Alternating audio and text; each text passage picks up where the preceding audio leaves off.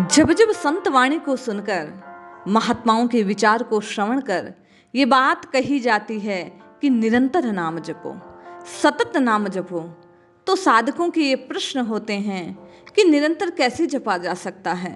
हम संसार में रहते हैं, गृहस्थ में रहते हैं, हमारे लिए अनेका अनेक कर्तव्य हैं, उनका पालन करते करते सतत नाम के रस में डूबे रहना संभव नहीं है। क्या करें? आइए गुरु गोरखनाथ के शब्दों में आपकी और मेरी इस समस्या का हल प्राप्त करने का प्रयास करते हैं। गुरु गोरखनाथ ने जो नाम को, साधना को सिद्ध करने वाली विधि बतलाई है, उसे श्रवण करते हैं, उसका पालन करते हैं और उस पर चलकर हम आप अपने राममय होने के स्वप्न को साकार करते हैं। गुरु गोरखनाथ कहते हैं, स्वामी वन खंड जाऊं तो खुब्या व्यापे, नगरी जाऊं तो माया। हे नाथ, वन में जाता हूँ तो भूख लग जाती है, शहर में जाता हूँ तो माया अपनी ओर खींच लेती है। भरी भरी खाऊं तो नींद व्यापे, जब भरपेट खाता हूँ तो नींद आने लगती है, आलस आने लगता है। कैसे करूँ साधना? क्यों सीजत जल बिंब की काया, और जल की बूंद से बनी हुई ये काया मैं कैसे सिद्ध करूँ, कैसे सीजत करूँ इसका, इसे कैसे आपकी ओर लगाऊं। आगे कहते हैं, खाए भी मरिए अण खाए भी मरिए, गोरख कहे पूता संजम ही तरिए। गुरु गोरखनाथ कहते हैं, खाने पर भी मरता है और बिल्कुल ना खाने पर भी काया क्षीण हो जाती है, मर जाता है। हे साधक, हे बच्चा, संयम से रहने पर निस्तार होता है। आपकी और मेरी जिज्ञासा है कि निरंतर कैसे जपा जाए, कार्य को करते हुए लेकिन कार्य में ना डूबकर, केवल संसार के कर्म को करते हुए संसार में ना डूबना, संयम में रहना। जितना कर्तव्य कर्म है उसका पालन किया जाए और बचे हुए समय को जब आप और मैं रघुनाथ जी के चरणों में अर्पित कर देंगे, जिह्वा से, मन से सतत राम राम राम राम राम की रटना लगाना आरंभ कर देंगे, तो निश्चय जानिए हम आप इस माया के प्रभाव से तर जाएंगे।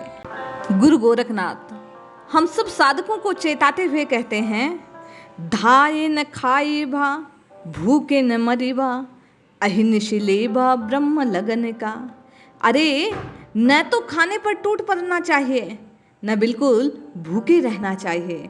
रात दिन ब्रह्माग्नि का भेद लेना चाहिए, अर्थात ब्रह्म रूप अग्नि में संयम रूप आहुति देनी चाहिए।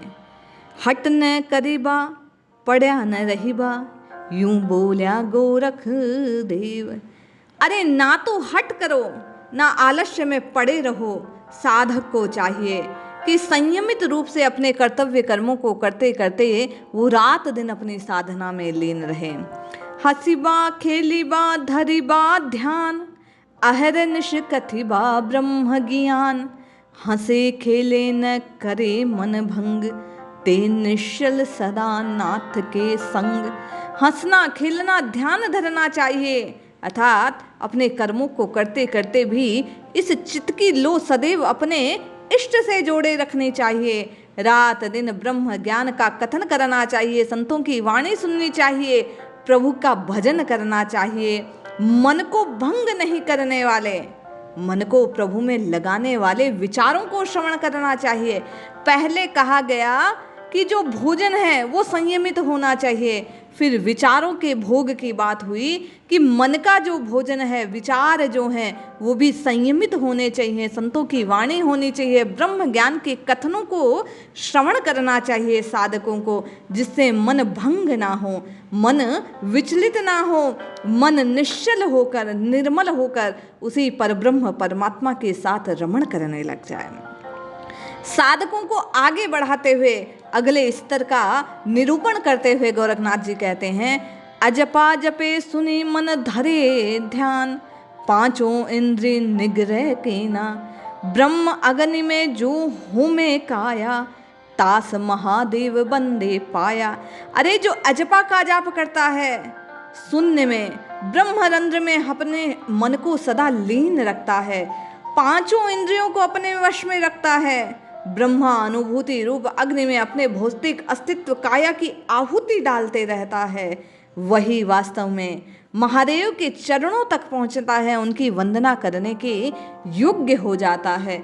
वही अपने इष्ट की प्राप्ति के योग्य अपनी साधना को स्वयं को साध पाता है, सिद्ध बन पाता है। गोरखनाथ कहते हैं, धन जो बन की करना आशा, चितन राखे कामिनी पास, नाद बिंद जाके घटी जरे, ताकि सेवा पार्वती करे।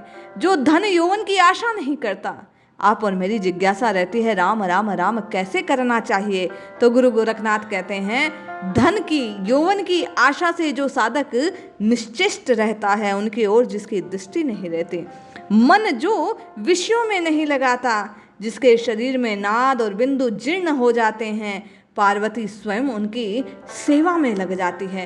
कहने का तात्पर्य, जिस प्रकार बालक की सेवा माता करती है, उसे निश्चिष्ट जानकर, उसे अशक्य जानकर, उसी प्रकार साधक जो केवल प्रभु में अपने मन को लगा देता है, उसके समस्त कामों का, उसकी पूर्ण काया का, उसके मन का भरण पोषण फिर स्वयं माँ पार्वती अन्नपूर्णा संपन्न करती है। गोरखनाथ जी कहते हैं, साधक को चाहिए, बाल जो बिनी जे नर जति, काल दुकाला ते नर सती, फुरते भोजन अल्प आहारी, नात कहे सो काया हमरी। बाल्यावस्था और यौवन में जो व्यक्ति संयम के द्वारा इंद्रिय निग्रह करते हैं, वे समय समय में सर्वदा अपने सत पर स्थित रह सकते हैं। गुरु गोरखनाथ कहते हैं कि वे फुर्ती से भोजन करते हैं, कम खाते हैं। हमारे शरीर को जितनी आवश्यकता है उस अल्प मात्रा में उसको दिया जाए, ना तो अधिक आहार साधक ग्रहण करें, ना ही अन्य विचारों को हृदय में स्थान दे, मन मस्तिष्क में कई संकल्पों को एक साथ उठने दे। जब मन और काया दोनों के आहार नियत हो जाएंगे, संयमित हो जाएंगे, उनमें कुछ अंतर रहेगा नहीं, तब गुरु गोरखनाथ कहते हैं, परमात्मा और आत्मा का जो स्वरूप है, अविनाशी जो तत्व है, वो जीव का, साधक का प्रकट हो जाएगा। तो कहने का तात्पर्य, संकेत गुरु गोरखनाथ का यही है कि यदि आप राम नाम की साधना को, अपनी साधना को सिद्ध करना चाहते हैं, अपने जीवन में कुछ अति सुंदर अनुभूत करना चाहते हैं, आनंद स्वरूप उस परमात्मा को प्राप्त करना चाहते हैं, परमानंद से अपनी युक्ति चाहते हैं, अपना योग चाहते हैं, अपनी मुक्ति को संभव बनाना चाहते हैं, तो निश्चय ही आपको आहार और विचार दोनों पर ध्यान रखना होगा। आहार भी संयमित करना होगा और विचारों पर भी लगाम लगाने होगी। संतों की वाणी की, हरि चर्चा को, हरि कथा को, राम कथा को, केवल और केवल प्रभु के चरित्रों को, भक्त चरित्रों को श्रवण कीजिए। निश्चय जानिए, ये जो मन का आहार है, ये जो संतों की वाणी है, ये जो शास्त्रों का आहार है, विचार है, ये आपके मन को पोषण करेगा और आपकी साधना को सिद्धि की ओर अग्रसर करेगा। जय श्री हरि।